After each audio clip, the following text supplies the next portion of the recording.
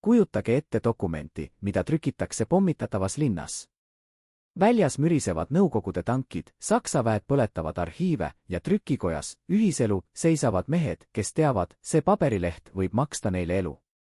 Riigi Teataja number 1, 20. september 1944. Selle dokumendi allkirjad muutuvad juriidiliseks miinaks, mis ei lase lääneriikidel järgmise poole sajandi jooksul tunnustada Eesti annekteerimist. Aga miks? Mis muudab ühe valitsuse deklaratsiooni nii võimsaks, et see kestab kauem kui ükski tank, kauem kui ükski armee? Ja miks pidi selle eest maksma üks mees, Otto Tief, oma vabaduse, oma tervise, oma eluga? 18. september 1944. Tallinn on kaoses.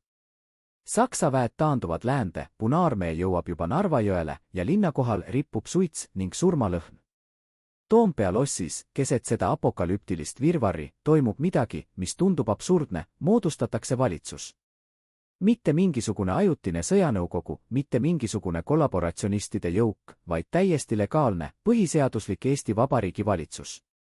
Peaminister Vabariigi presidendi ülesannetes Jüri Uluots, mees, kes kannab oma kehas surmavat maavähki, nimetab ametisse Otto Tiefi, advokaadi, vabadussõja veterani, Põhjapoegade rügemendi endise komandöri. Tief saab peaministri asetäitja tiitli ja koos temaga astuvad ametisse ministrid, kelle nimed kirjutatakse ajalukku mitte võitude, vaid ohverduste kaudu. Arnold Susi haridusministrina, teised mehed, kelle saatus on juba otsustatud hetkel, kui nad annavad oma allkirja. Miks nad seda teevad? Kas nad tõesti usuvad, et suudavad peatada Punaarmee?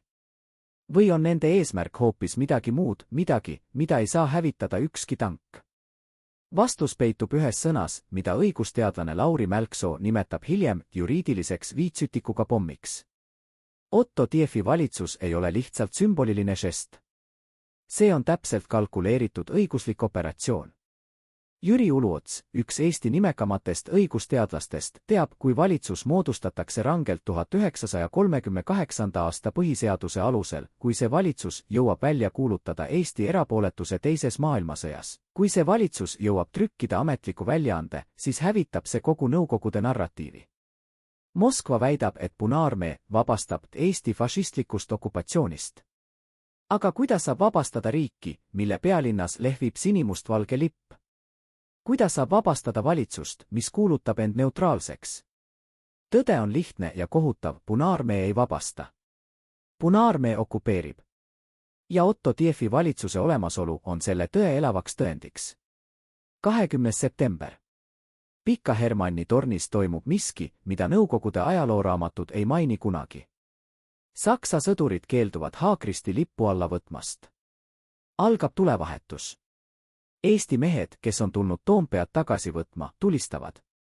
Sakslased tulistavad vastu. Lõpuks langetatakse Haakristi lipp ja heisatakse sinimustvalge, see lipp, mida pole nähtud alates 1940. aastast. Linn vaatab üles ja näeb. Inimesed nutavad tänavatel. Nad teavad, et see on ajutine, nad teavad, et tankid tulevad, aga see hetk, see üks hetk on nende.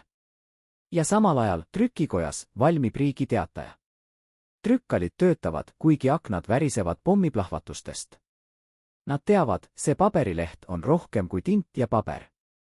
See on Eesti riigi sünnilehe koopia, see on tõend, et riik ei ole surnud. Aga kes on see mees, Otto Tief, kes nõustub seda valitsust juhtima? Tema elulugu on täis vastuolusid. Sündinud 1889. aastal, kasvanud üles Venemaa impeeriumis, võidelnud vabadussõjas, ehitanud karjääri advokaadina. Tema maine on raudne, mees, kes ei paindu, mees, kes ei kompromiteeri. Kui Uluots pakub talle peaministri asetäitja kohta, teab Tief täpselt, mida see tähendab. See tähendab, et ta ei põgene. See tähendab, et kui Punaarmee tuleb, võtab Ünkvõtta kinni. See tähendab Siberit, piinamist, surma. Aga Tief ütleb jah. Miks? Kas ta on fanaatik? Kas ta on enesetapja? Või on ta lihtsalt mees, kes usub, et mõned asjad on olulisemad kui ühe inimese elu? Valitsuse esimene ja viimane täielik istung toimub Tallinnas. Ministrid istuvad ümber laua, allkirjastavad dokumente, teavad, et iga allkiri on nende surmaotsus. Nad otsustavad, valitsus peab lahkuma Läänemaale, Puiseranda, kus Rootsist tuleb kiirkaater. Plaan on lihtne: evakueeruda, luua eksiilvalitsus, jätkata võitlust diplomaatiliselt. Aga plaan eeldab, et paat jõuab õigel ajal. Ja paat ei jõua. 22. septembril jõuavad Punaarmee tankid Tallinna. Pika Hermanni tornist rebitakse alla sinimustvalge. Asemele tõuseb punalipp. Linn vaatab jälle üles, aga seekord ei nuta keegi. Seekord on vaikne kohkumine. Ja Puiserannal seisab Otto Tief. Tuul puhub merelt, lained loksuvad ja ta vaatab horisonti. Kus on paat? Ministrid on tema ümber, mõned paanikas, mõned ükskõiksed. Nad ootavad. 1 päev. 2 päeva. 3 päeva. Paat ei tule. Hiljem selgub mootoririke, torm, Rootsi rannikuvalve viivitused. Aga Tief ei tea seda. Ta lihtsalt ootab. Ja iga tunni möödudes teab ta, Inkot tuleb. Nad otsivad teda. Nad teavad tema nime. Tal on võimalus põgeneda üksi, varjuda metsadesse, ühineda metsavendadega. Aga ta ei tee seda. Hiljem, kui teda küsitletakse Lubjankal, küsib ülekuulaja, miks sa ei põgenenud. Ja Tief vastab, Eesti peaminister ei põgene esimesena. 29. septembril jõuab paat lõpuks Puiseranda. Aga on liiga hilja. Rand on täis Nõukogude patrulle. Valitsusliikmed on juba laiali jooksnud. Mõned jõuavad Rootsi, nagu riigisekretär Helmut Maandi, kes kannab oma jope all Riigi Teataja eksemplari, seda üht paberilehte, mis muutub Eesti eksiilvalitsuse aluseks. Teised jäävad. Otto Tief jääb. 10. oktoobril 1944. aastal koputatakse tema uksele. Inkod. Nad ei küsi. Nad lihtsalt võtavad. Mis juhtub mehega, kes keeldub reetnud? Mis juhtub mehega, kes ütleb ülekuulajale, ma ei kahetse midagi? Otto Tiefi lugu Nõukogude vangistuses on lugu väärikusest, mis ei murru. Teda piinatakse. Teda hoitakse Lubjankas, kus ta kohtub teiste ministritega. Nad ei räägi omavahel, aga nad teavad, nad on endiselt valitsus. Isegi siin betoonseintest ümbritsetuna, isegi siis, kui nende kehi löödakse ja nende hingi murda üritatakse, on nad Eesti Vabariigi valitsus. 2.–3. juulini 1945 toimub Moskvas kinnine kohtuprotsess. Süüdistus, riigivastane tegevus, koostöö fašistidega, katse taastada kodanlik kord. Kaitse, me olime legaalne valitsus. Kohus, 10 aastat sunnitööd. Gulag. Sõna, mis külmutab vere. Aga Otto Tiefi jaoks muutub gulag millekski ootamatuks, tunnistuseks. Seal, Siberi külmas, kohtub haridusminister Arnold Susi ühe teise vangiga. Mees, kelle nimi on Aleksandr Solženitsõn. Noor Nõukogude ohvitser, kes on vangistatud Stalini kritiseerimise eest. Solženitsõn ei tea midagi Eestist, ei tea midagi Balti riikidest. Talle on õpetatud, need olid fašistlikud kollaborandid. Aga Susi räägib. Ta räägib Eesti Vabariigist, demokraatiast, vabadusest. Ta räägib Otto Tiefist. Ja Solženitsõn kuulab. Hiljem, kui ta kirjutab oma suurteos, Gulagi arhipelaag, pühendab ta terve peatüki, Kevad, Arnold Susile ja Eesti ministritele. Ta kirjutab, need mehed näitasid mulle, mis on tõeline väärikus. Aga miks? Miks pidi Otto Tief kannatama 10 aastat Siberis? Miks pidi ta kaotama oma tervise, oma nooruse, oma elu parima osa? Vastus tuleb alles aastakümneid hiljem. 1953. aastal luuakse Oslos ametlikult Eesti eksiilvalitsus. See valitsus tugineb ühele asjale, Otto Tiefi valitsuse järjepidevusele. See üks paberileht, Riigi Teataja, mille Helmut Maandi päästis, muutub juriidiliseks aluseks. Ameerika Ühendriigid ja Suurbritannia keelduvad tunnustamast Eesti annekteerimist. Miks? Sest nad teavad, 1944. aastal eksisteeris legaalne, neutraalne valitsus. Punaarmee ei vabastanud. Punaarmee okupeeris. Ja see fakt, see üks lihtne juriidiline fakt, hoiab Eesti riiki elus kogu külma sõja vältel. 1956. aastal vabaneb Otto Tief Gulagist. Ta naaseb Eestisse, aga Nõukogude võim ei unusta. Teda saadetakse uuesti välja, seekord asumisele. ta elab Lätis, vaikses korteris, kus keegi ei tea, kes ta on. 5. märts 1976, Otto Tief sureb. Tema surm on vaikne, märkamata. Nõukogude võim keelab tema matmise Tallinna metsakalmistule riigitegelaste sekka. Perekond matab ta salaja. Hauakivile ei tohi kirjutada nime. Ainult aastad 1889 kuni 1976. Alles 1989. aastal, kui Eesti hakkab ärkama, raiutakse kivile tema nimi. Otto Tief. Eesti Vabariigi peaministri asetäitja. Aga kas tema ohverdus oli asjatu? 20. august 1991. aastal taastab Eesti iseseisvuse. Mitte ei loo uut riiki. Taastab. Restitutio ad integrum õigusliku järjepidevuse alusel. Ja selle järjepidevuse nurgakiviks on Otto Tiefi valitsus. Need 5 päeva 1944. aasta septembris, kui sinimustvalge lehvis Pika Hermanni tornis, kui Riigi Teataja trükiti pommitatavas linnas, kui mehed allkirjastasid dokumente, teades, et see maksab neile elu. Need 5 päeva muutusid 47 aastaks. Need 5 päeva andsid igale dissidendile, igale Balti ketiseisjale õiguse öelda, me ei ole mässajad, me oleme okupeeritud kodanikud. Kas Otto Tief teadis seda?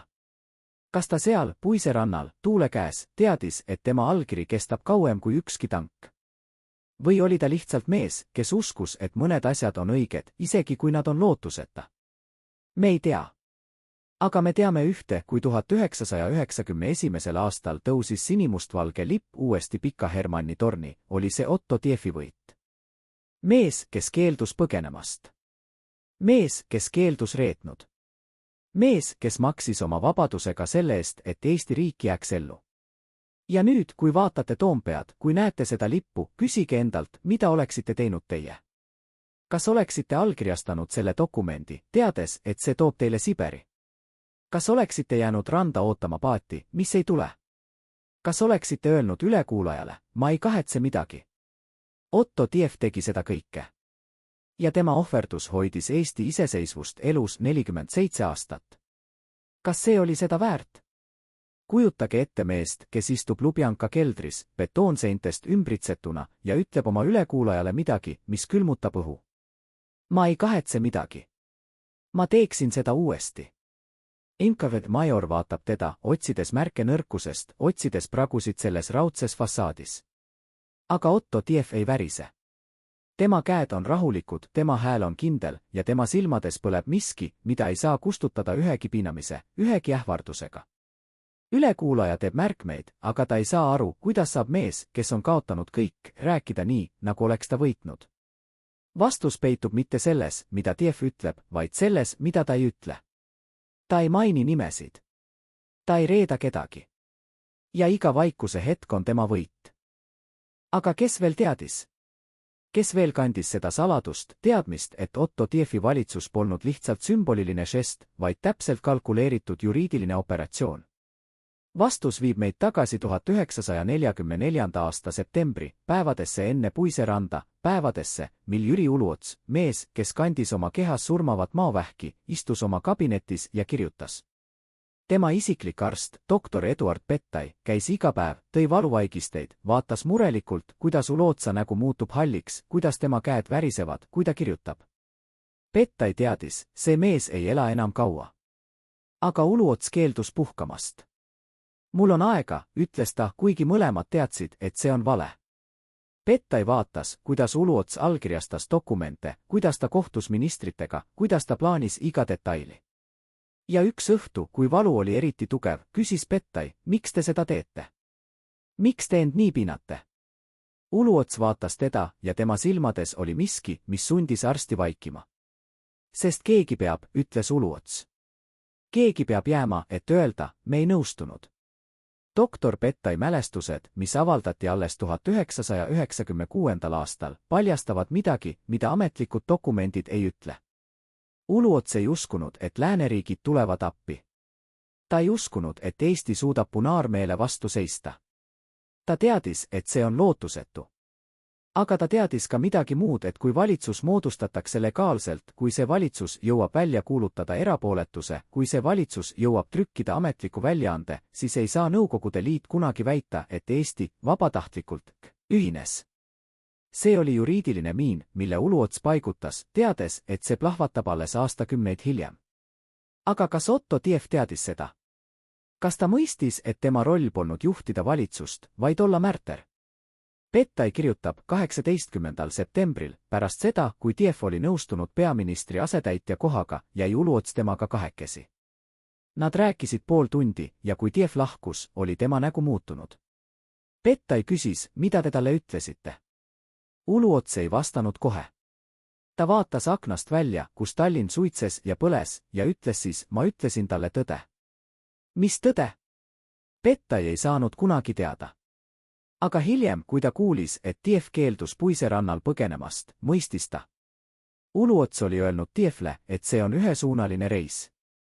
Ja Tief oli nõustunud. Aga oli veel üks inimene, kes kandis seda saladust. Helmut Maandi abikaasa Helmi. Naine, kes ei olnud poliitik, aga kes tegi midagi, mis võis talle maksma minna elu. Kui Helmut valmistus põgenemiseks, pakkis ta Riigi Teataja eksemplari oma jope sisse. Aga enne seda oli see dokument Helmi käekotis.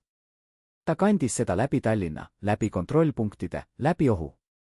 Ja kui Inkot tuli hiljem tema juurde, küsis, kus on teie mees? Vastas Helmi, ma ei tea. Nad ähvardasid, me saadame teid Siberisse. Helmi ütles, saatke. Aga ta ei reetunud. Ta ei öelnud, et Helmut kandis Riigi Teatajat. Ta ei öelnud, et see dokument oli peidetud tema enda käekotti, enne kui Helmut selle üle võttis. Jankod ei saanud kunagi teada. Helmi Maandi päevik, mis leiti alles 2013 aastal tema tütre arhiivist, räägib lugu, mis on täis vaikset kangelastegu. Miks? Miks pidi üks naine, kes ei olnud poliitik, kes ei olnud sõdur, kandma sellist riski? Helmi kirjutab oma päevikus, sest ma teadsin, et see paberileht on rohkem kui tint ja paber. See on minu laste tulevik. See on tõend, et me ei olnud orjad.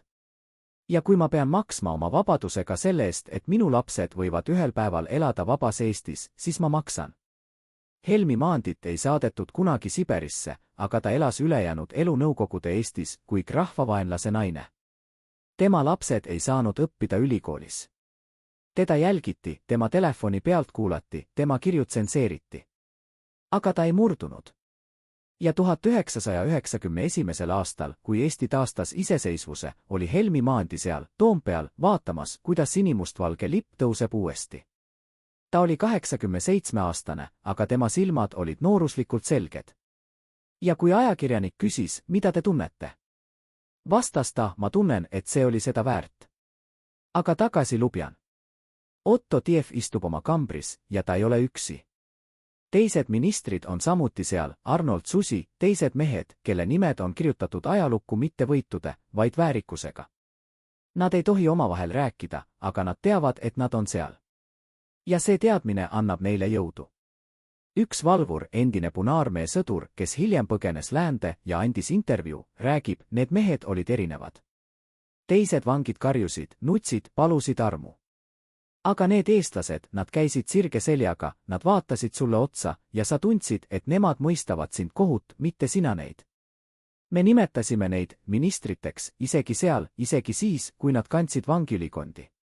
Aga oli üks hetk, mil isegi Otto Tief peaaegu murdus. See oli 1951. aastal, kui ta sai teada, et Jüri Uluots oli surnud. Uluots, mees, kes oli planeerinud kogu operatsiooni, mees, kes oli öelnud Tiefle, see on ühesuunaline reis, oli surnud Rootsis, oma voodis, vabana. Tief istus oma kambris ja nuttis. Mitte enda pärast, vaid sellepärast, et Uluots ei näinud, kuidas see kõik lõpeb. Uluots ei näinud, kuidas Eesti taastab iseseisvuse. Ta suri, uskudes, et võib-olla see kõik oli asjatu. Aga kas see oli? Tief ei teadnud. Ta lihtsalt lootis. Ja siis, ühel päeval 1953. aastal, jõudis Tiefini kuuldus. Oslos oli loodud Eesti eksiilvalitsus. See valitsus tugines Otto Tiefi valitsuse järjepidevusele. See tähendas, et tema ohverdus polnud asjatu. See tähendas, et Riigi Teataja, mille Helmut Maandi päästis, oli muutunud juriidiliseks aluseks. See tähendas, et Eesti riik elas. Tiev istus oma barakis ja esimest korda pärast aastateid naeratas ta. Valvur, kes nägi seda, küsis, mis sind rõõmsaks teeb. Tiev vastas, ma sain teada, et mu töö ei läinud raisku. Linda Tiev ei näinud oma meest 16 aastat. Kui Otto lõpuks 1956. aastal vabanes ja naasis, oli ta muutunud.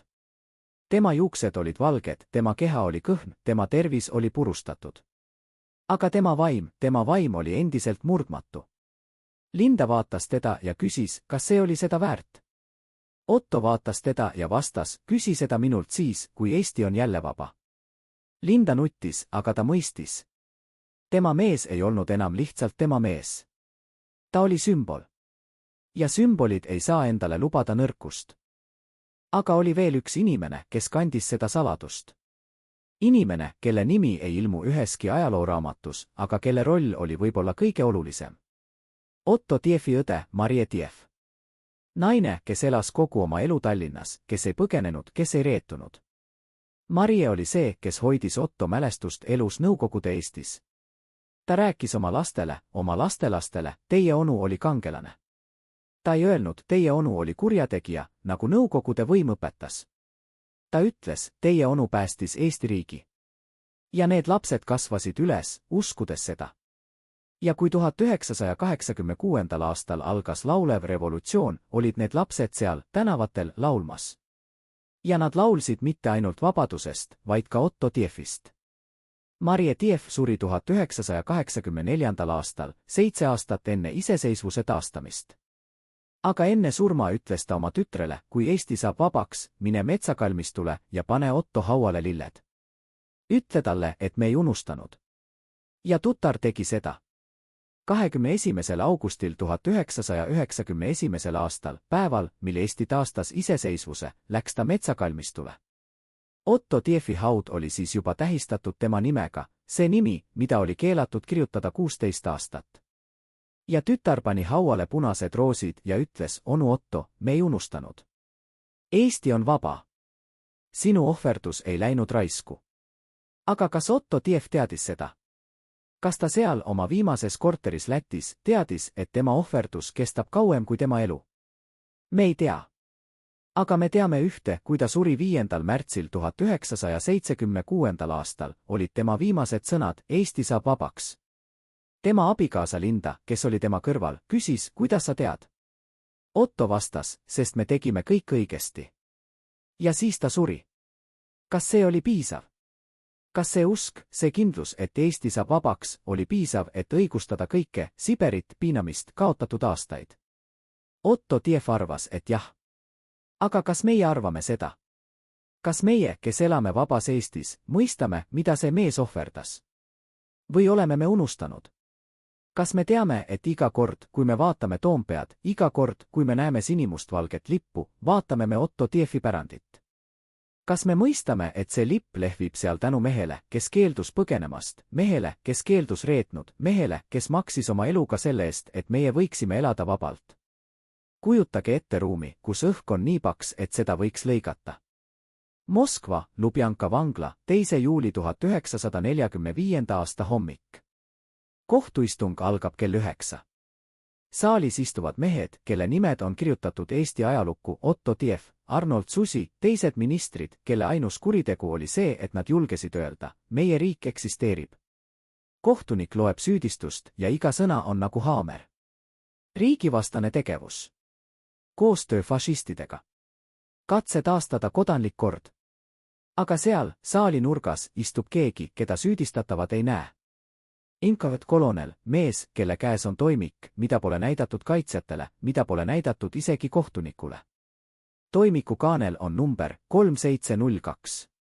Ja selle toimiku sees on miski, mis muudab kogu protsessi farssiks. Seal on koopia Riigi Teatajast. Koopia dokumendist, mis tõestab, need mehed olid legaalne valitsus. Aga miks siis see protsess? Miks siis see etendus? Sest Moskva teab midagi, mida ministrid ei tea. See toimik ei kao kunagi. See toimik säilitatakse, peidetakse, aga mitte hävitatakse. Miks? Sest ühel päeval, kui keegi küsib, mis juhtus Eestiga, peab Moskval olema vastus. Ja see vastus algab sõnadega, nad olid kurjategijad. Aga kas see toimik tõestab seda? Või tõestab see hoopis vastupidist? Kolonel vaatab ministrite ridu ja näeb midagi, mis häirib teda. Need mehed ei ole murtud.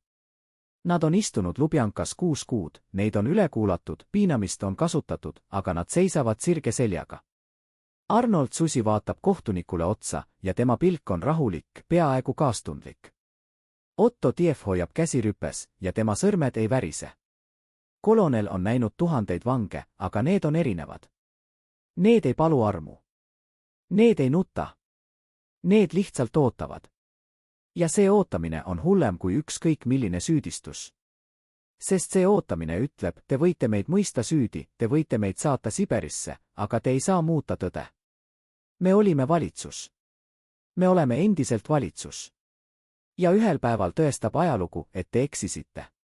Kohtunik küsib, kas tunnistame süüd. Tiev tõuseb püsti. Tema hääl on vaikne, aga selge. Ma ei tunnista süüd. Ma täitsin oma kohust Eesti Vabariigi peaministri asetäitjana vastavalt 1938. aasta põhiseadusele. Kohtunik katkestab teda. Eesti Vabariiki ei eksisteeri. Tiev vaatab talle otsa. Teie arvamus ei muuda fakti. Saalis on vaikus. Isegi konvoiväelased, kes seisavad uste juures, tunnevad, et midagi on muutunud. See pole enam kohtuprotsess. See on kahe maailmavaate kokkupõrge. Ühel pool impeeriumi jõud, tankid, vangid, surmaotsused. Teisel pool üks mees, kes ütleb, te eksite. Ja kõige kohutavam on see, et kolonel, kes istub nurgas, teab, see mees võib olla õigel.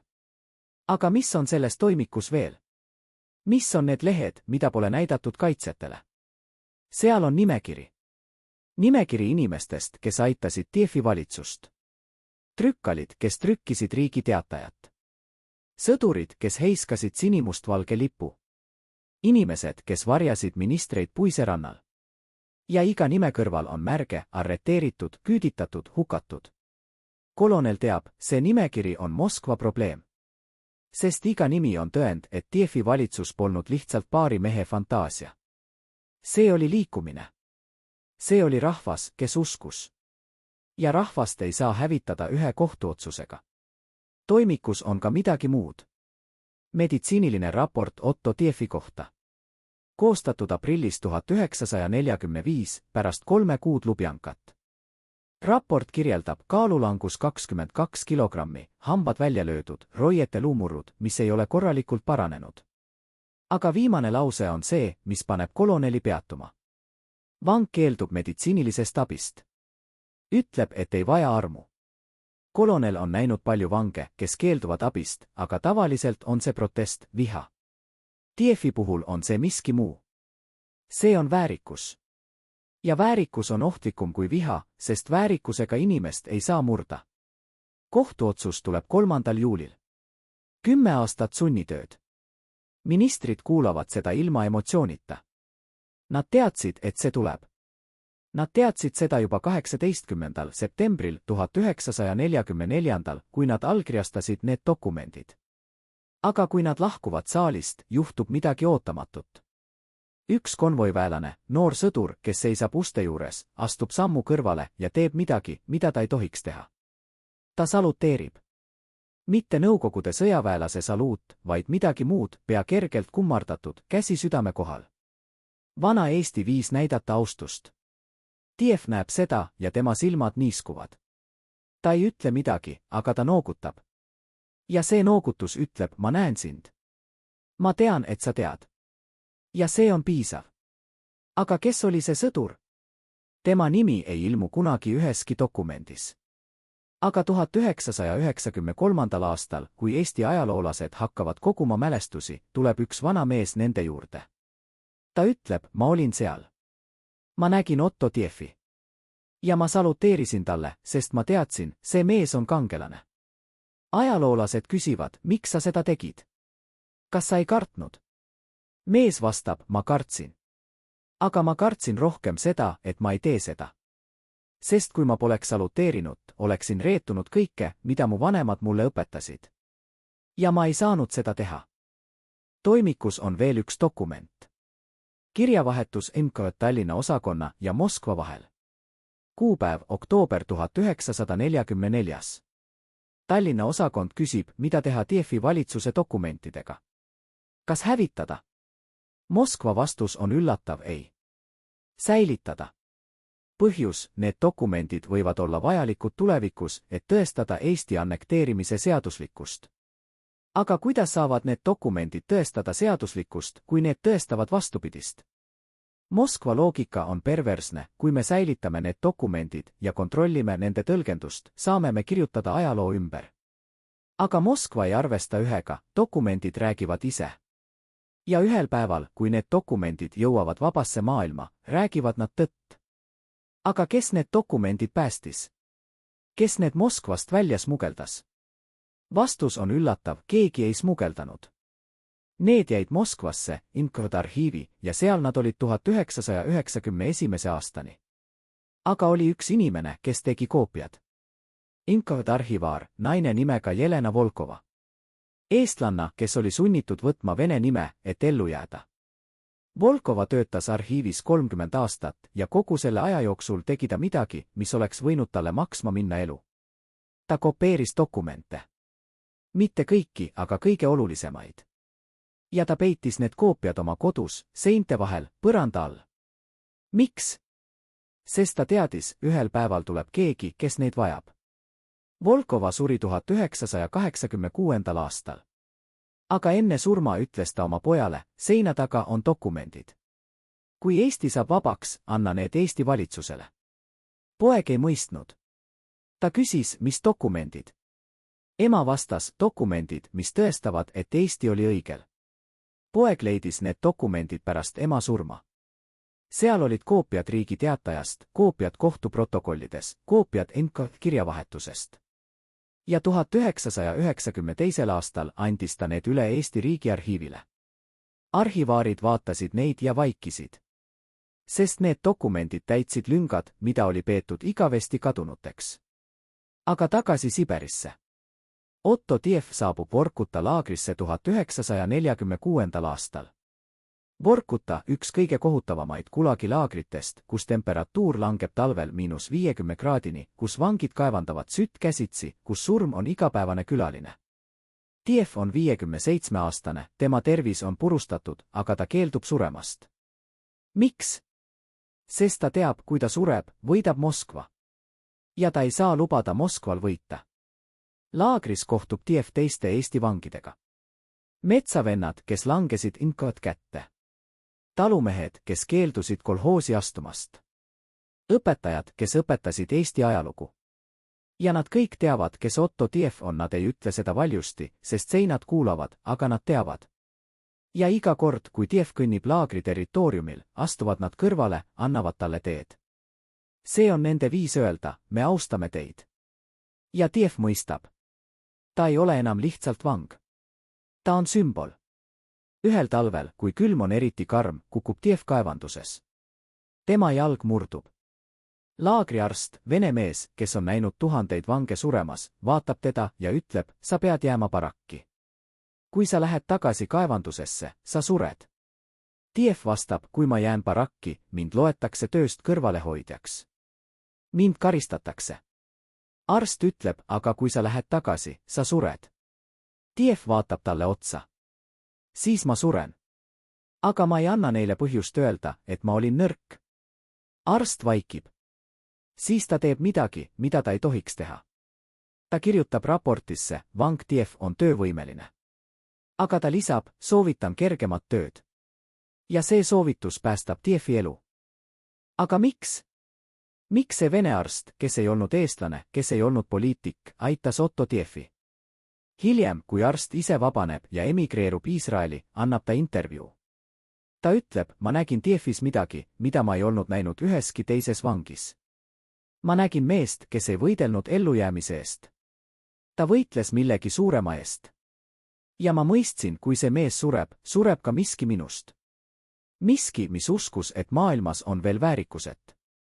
Vorkutas levib kuuldus.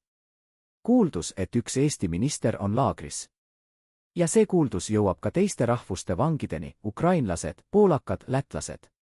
Nad kõik teavad oma riikide lugusid, oma riikide kannatusi. Ja nad kõik teavad, Otto Tiev on üks neist, kes ei murdunud. Ühel õhtul barakis tuleb üks Ukraina vang Tievi juurde. Ta ütleb, ma kuulsin, et te olite peaminister. Tiev vastab, peaministri asetäitja. Ukrainlane ütleb, sama asi. Ja siis ta küsib, kas te usute, et meie riigid saavad vabaks? Tiev vaatab teda. Ma ei usu. Ma tean. Ukrainlane küsib, kuidas te teate? Tiev vastab, sest me tegime kõik õigesti. Me ei reetunud. Me ei kompromiteerinud. Ja ajalugu ei unusta neid, kes ei reetunud. Aga kas Tiev tõesti uskus seda? Või oli see lihtsalt viis ellu jääda, uskuda, et kannatused ei ole asjatud? Me ei tea. Aga me teame ühte, iga kord, kui keegi küsis temalt, kas see oli seda väärt, vastas ta, küsi minult siis, kui Eesti on vaba. Ja see vastus hoidis teda elus 10 aastat. Lätis elab Tiev vaikses korteris, kus keegi ei tea, kes ta on, ta töötab raamatupidajana väikeses tehases. Ta ei räägi oma minevikust. Aga iga õhtu, kui ta tuleb koju, istub ta oma laua taha ja kirjutab. Ta kirjutab mälestusi. Mitte endale, vaid tulevikule. Sest ta teab, ühel päeval tahab keegi teada, mis juhtus. Ja ta peab olema see, kes räägib tõtt. Need mälestused leitakse pärast tema surma. Seal on kirjeldused Puiserannast, Lubjanast, Vorkutast. Aga kõige võimsamad on viimased lehed. Seal Tiev kirjutab, ma ei kahetse midagi. Kui mul oleks võimalus valida uuesti, teeksin ma sama. Sest mõned asjad on olulisemad kui ühe inimese elu. Ja Eesti vabadus on üks neist asjadest. Aga oli üks inimene, kes luges neid mälestusi enne, kui Tiev suri. Tema abikaasa Linda. Linda ei olnud poliitik, ta ei olnud aktivist. Ta oli lihtsalt naine, kes armastas oma meest. Ja iga õhtu, kui Tiev kirjutas, istus Linda tema kõrval ja luges. Ja iga õhtu nuttis ta. Mitte sellepärast, mida Tiev kirjutas, vaid sellepärast, et ta mõistis, tema mees ei kuulu enam talle. Ta kuulub ajaloole. Ja ajalugu on armukade armastaja. 5. märtsil 1976. aastal ärkab Linda hommikul ja näeb, et Otto ei hinga. Ta ei karjuta, ta ei helista kiirabile. Ta lihtsalt istub tema kõrvale ja hoiab tema käest. Ja ta ütleb, sa tegid seda, Otto. Sa jäid truuks. Ja ma olen sinu üle uhke. Siis ta helistab arstile. Aga enne seda võtab ta Tievi mälestused ja peidab need. Sest ta teab, tuleb. Ja nad ei tohi neid leida. Kõp tuleb tõesti. Nad otsivad korterit, otsivad dokumente. Aga nad ei leia midagi. Sest Linda on peitnud mälestused sinna, kuhu keegi ei vaata, oma enda päeviku vahele. Ja kui Kabe lahkub, võtab Linda mälestused välja ja saadab need Rootsi, oma sugulasele, kes lubab need säilitada. Ja need mälestused jõuavad lõpuks Eesti Riigiarhiivi 1993. aastal. Aga kes oli see inimene, kes tõesti võitis? Kes oli see inimene, kellele Otto Tievi surm oli kõige kasulikum? Vastus on üllatav, mitte Moskva, mitte Nõukogude võim. Vaid üks mees, kelle nimi ei ilmu üheski ajalooraamatus, aga kes sai kõik. Johannes Käbin. Eesti Kommunistliku Partei esimene sekretär aastatel 1952 kuni 1979. Mees, kes ehitas oma karjääri sellele, et ta oli usaldusväärne. Usaldusväärne Moskva silmis. Ja mis tegi temast usaldusväärse? Asjaolu, et ta hävitas iga märgi Eesti iseseisvusest. Käbin oli see, kes keelas Otto Tievi matmise metsakalmistule riigitegelaste sekka. Käbin oli see, kes käskis eemaldada kõik viited Tievi valitsusele kooliõpikutest. Käbin oli see, kes lõi süsteemi, kus iga inimene, kes mainis Tievi nime austusega, sai märgi oma toimikusse. Ja iga märge tähendas ei ülikooli, ei head tööd, ei karjääri. Käbin mõistis, Otto Tiev oli ohtlikum surnuna kui elavana. Sest elav Tiev oli lihtsalt vana mees Lätis. Aga surnud Tiev võis muutuda märtriks. Ja märtrid on ohtlikud. Aga miks Käbin seda tegi? Kas ta uskus Nõukogude ideoloogiasse? Või oli ta lihtsalt mees, kes tahtis võimu? Vastus tuleb tema enda suust intervjuus, mille ta andis 1989. aastal, kui ta oli juba pensionil ja Nõukogude Liit lagunes. Ajakirjanik küsis, miks te nii kartsid Otto Tiefi mälestust. Käbin vastas, sest ma teadsin, et ta oli õigel. Ja kui inimesed hakkaksid uskuma, et ta oli õigel, hakkaksid nad uskuma, et mina olin valel. Ja ma ei saanud seda lubada. See on kõige kohutavam tunnistus. Mitte see, et Käbin oli kuri. Vaid see, et ta teadis, et ta oli valel ja valis ikkagi võimu. Ta ohverdas tõe võimu nimel. Ja selle eest maksis ta lõpuks oma mainega. Sest kui Eesti taastas iseseisvuse, oli Johannes Käbin mees, kelle nime ei maininud keegi austusega. Ta suri 1999. aastal, unustatud ja põlatud. Ja tema haud on metsakalmistul, aga keegi ei pane sinna lilli. Aga Otto Tiefi haud? Seal on lilled iga päev. Punased roosid, valged tulbid, sinised rukkilild, Eesti lipuvärvid. Ja iga lill on sõnum, me ei unustanud. Me ei unusta kunagi. Sest sina näitasid meile, mis on tõeline väärikus. Sina näitasid meile, et mõned asjad on olulisemad kui elu. Ja Eesti vabadus on üks neist asjadest. Aga kas see on piisav? Kas lilled haua peal on piisav tänu mehele, kes ohverdas kõik? Või peaksime me tegema rohkem? Peaksime me õpetama oma lastele, kes oli Otto Tief? Peaksime me rääkima neile Puiserannast, Lubjanast, Vorkutast? Peaksime me rääkima neile, et vabadus ei ole tasuta?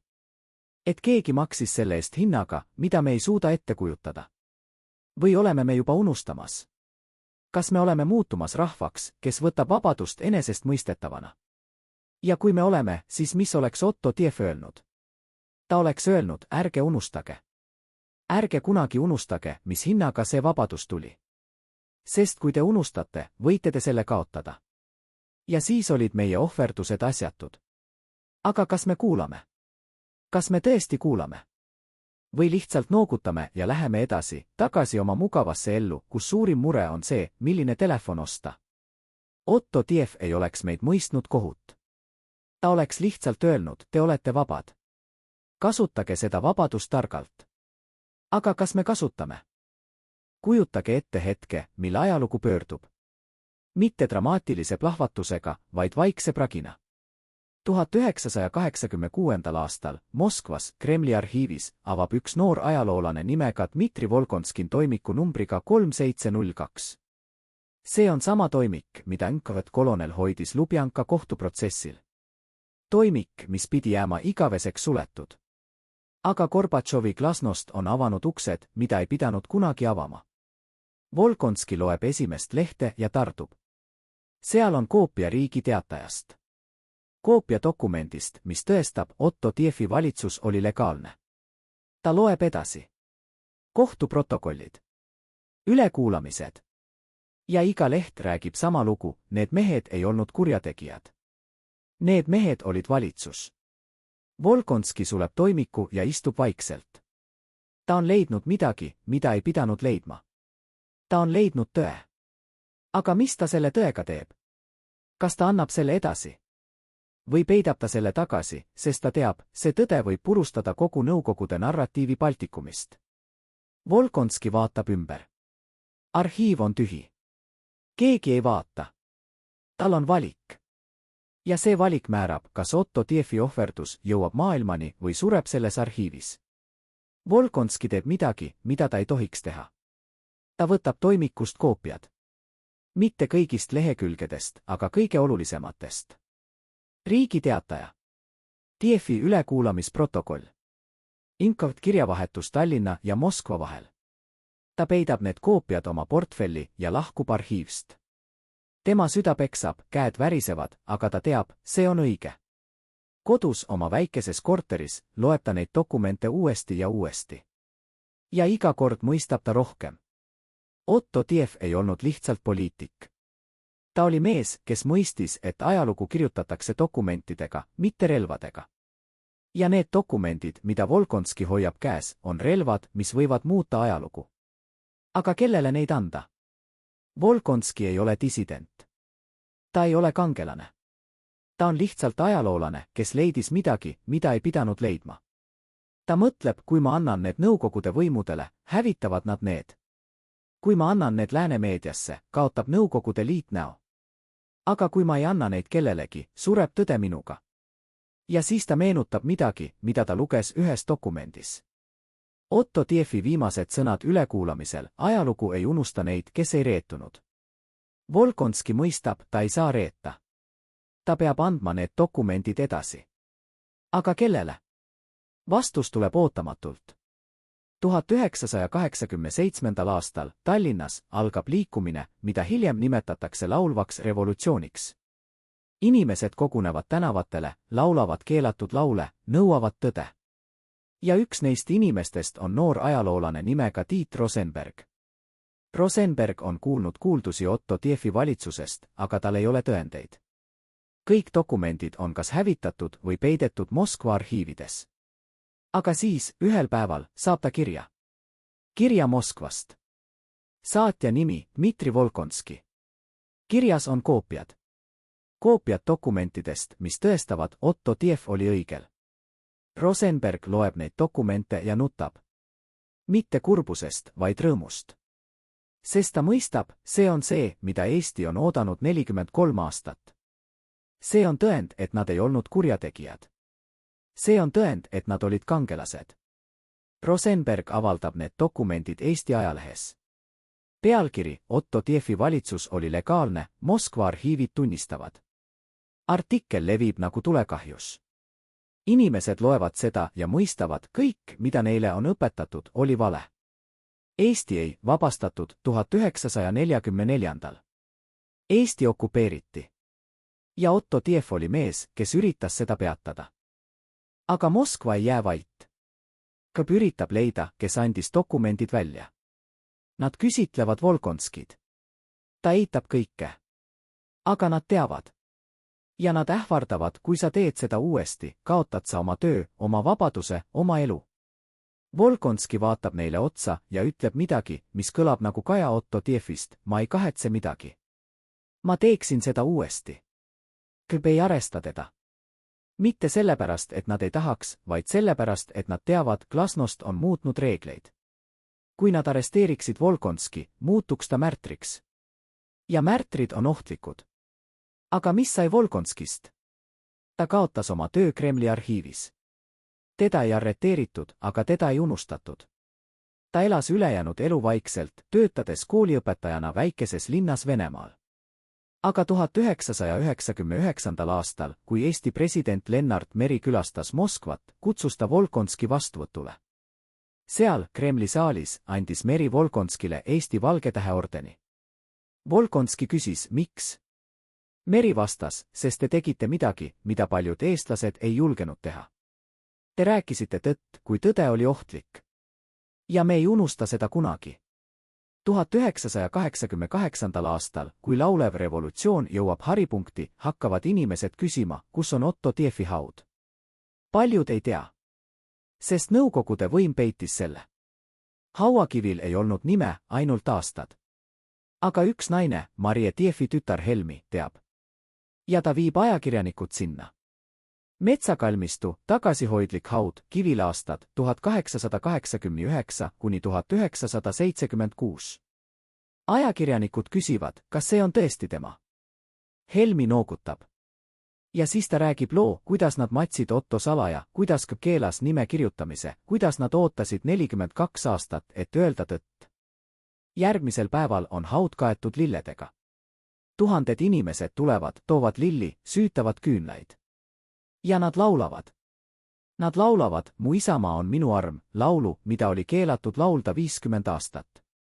Ja iga lause on palve, andestage meile, et me unustasime. Andestage meile, et me ei teadnud. Aga nüüd me teame. Ja me ei unusta enam kunagi. 1989. aastal, kui Eesti Kongress koguneb, on seal üks tühi tool.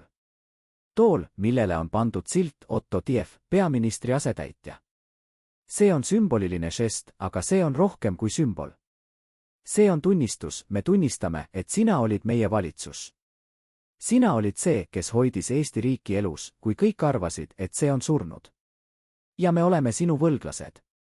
Aga kas Otto Tief oleks seda tahtnud? Kas ta oleks tahtnud, et teda austatakse, et tema nime mainitakse kõrguses? Või oleks ta lihtsalt öelnud, tehke oma töö. Elavdage Eesti. Ja ärge unustage, miks me seda tegime. Me ei teinud seda au pärast. Me tegime seda sellepärast, et uskusime, Eesti väärib vabadust. Ja iga eestlane väärib elada vabalt. 20. august 1991. aastal. Eesti taastab iseseisvuse. Mitte ei loo uut riiki, vaid taastab vana. Restitutio ad integrum õigusliku järjepidevuse alusel. Ja selle järjepidevuse nurgakiviks on Otto Tiefi valitsus.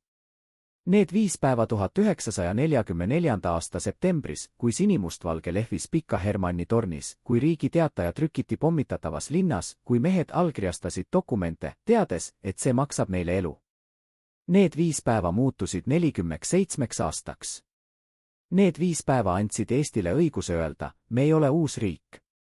Me oleme vana riik, mis okupeeriti ebaseaduslikult.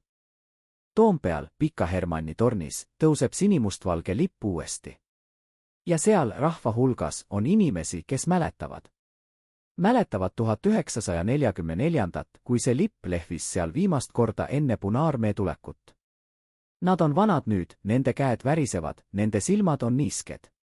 Aga nad on seal. Ja nad vaatavad seda lippu ja mõtlevad, Otto, sa võitsid. Sa ei näinud seda päeva, aga sa võitsid. Sest see lipp lehvib seal tänu sulle. Aga kes veel võitis? Kes veel sai kasu Otto Tiefi ohverdusest? Vastus on lihtne, iga eestlane, kes elab vabas Eestis. Iga laps, kes õpib koolis eesti keelt. Iga vanem, kes saab öelda oma lastele, meie riik on vaba. Nad kõik on Otto Tiefi pärand. Nad kõik on need, kelle nimel ta kannatas. Ja kas nad teavad seda? Kas nad mõistavad, et nende vabadus tuli hinnaga, mida keegi teine maksis? Mõned teavad. Mõned mäletavad. Aga paljud on unustanud. Või ei teadnud kunagi. Sest ajalugu on asi, mida õpetatakse koolides, aga mida ei elata igapäevaselt. Ja Otto Tief on muutunud nimeks õpikus, mitte elavaks inimeseks, kes kannatas, kes ohverdas, kes maksis. Aga kas see on piisav? Kas nimi õpikus on piisav tänu mehele, kes andis kõik? 5. märts 1976. Otto Tief sureb vaikselt oma voodis Lätis, kaugel kodust, kaugel kõigest, mida ta armastas. Tema viimased sõnad, Eesti saab vabaks, jäävad rippuma õhku nagu lubadus, mida keegi ei kuule. Tema abikaasa Linda istub tema kõrval, hoiab tema käest ja nutab. Mitte sellepärast, et ta on läinud, vaid sellepärast, et ta läks, uskudes midagi, mida Linda ei suuda uskuda. Kuidas saab Eesti vabaks, kui Nõukogude Liit on nii võimas, nii kõikjal, nii igavene? Aga Otto teadis midagi, mida Linda ei teadnud. Ta teadis, et impeeriumid langevad. Mitte sellepärast, et keegi neid kukutab, vaid sellepärast, et nad kukuvad oma kaalu all. Ja Nõukogude Liit kandis koormat, mida ta ei suutnud kanda, vale koormat. Vale, et Eesti vabatahtlikult ühines. Vale, et Otto Tief oli kurjategija. Vale, et ajalugu kirjutatakse võitjate poolt. Otto teadis, ajalugu kirjutatakse tõe poolt. Ja tõde oli tema poolel. Tema matused olid vaiksed. Vähe inimesi. Kõb jälgis, kirjutas üles nimesid. Kes julges tulla? Kes julges näidata austust rahvavaenlasele? Aga need, kes tulid, ei kartnud. Nad tulid, sest nad teadsid, see mees oli kangelane. Ja kangelasi ei unustata, isegi kui võim käsib unustada. 45 aastat hiljem, 1991. aastal, kui Eesti on jälle vaba, toimub teine matus. Riiklik matus. Otto Tiefi säilmed tuuakse Läti väikeselt kalmistult Tallinna metsakalmistule, riigitegelaste sekka, sinna, kuhu ta pidi jõudma juba 1976. Tuhanded inimesed tulevad. President, peaminister, parlamendiliikmed. Aga ka tavalised inimesed, vanad naised, kes mäletavad 1944, noored, kes õpivad alles, mis juhtus. Ja nad kõik seisvad vaikselt, kui kirst lastakse maha. Keegi ei räägi kaua. Sest sõnad on liigsed. Otto Tiefi elu räägib ise.